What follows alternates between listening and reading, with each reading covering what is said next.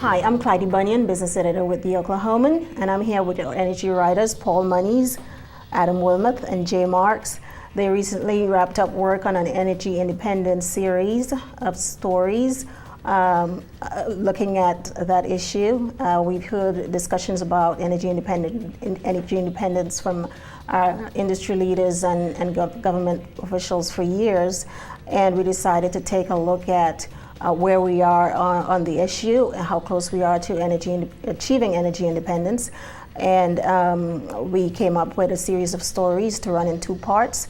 The first part will run this Sunday, and we'll have Adam can tell you a little bit more about what's to come in both series, both days. Right. On the first day, we're going to look pretty much at defining the issue. There's so much talk about energy independence, like you mentioned. Presidents have been talking about it since Richard Nixon. But we're going to define what is energy independence. Some people say that it should just be United States. Some say we should include all of North America. Some say that it's not even a good idea at all. So we're just going to look at all these different viewpoints on that. Then the second week, we're going to come back with another series of stories that look more at what would it mean, how would it affect the consumer, what would the consequences, good or bad, be of moving towards that effort. Jay, as we know, this has been something that's been talked about for a long time. But what did you find any interesting comments in your interviews, or any surprises? Not so much a surprise, but there is a general consensus among the folks in the oil and gas industry that this can be achieved in the next decade or so. And Paul, you did a lot of research on data mining. Any interesting stats? Yeah, I mean, there's obviously a wealth of information out there having to do with energy and consumption, production.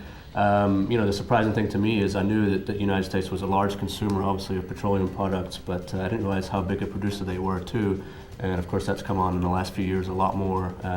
For a number of years, we started to decline production a little bit, but now we've kind of gone back up. So that was surprising to me, just looking at all the numbers. So what I've tried to do is get through a lot of those numbers and present them with the help of our graphics department, to kind of have the most relevance to our readers and to kind of tell them a little bit more about the story and how to get into that. Yeah, that's interesting. One of the things we tried to do was try to illustrate to people how much $1 billion is, and we had some interesting challenges trying to do that. But I think you came up with some information that will help people kind of grasp just how much it is. Yeah, we all kind of brainstormed quite a bit on that figure, because I mean, when you start throwing around numbers a lot of people lose the context of what that actually means to them on their daily lives, and so we try to kind of put that in some context. When you start talking like $1 billion here, $1 billion there, what that really means to real people, there's not a whole lot of understanding in terms of just how big the number that is. Okay.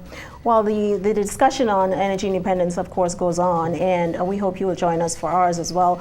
We're going to have a Google chat on October 3rd at 9 a.m., and we hope that you tune in for that. Thank you.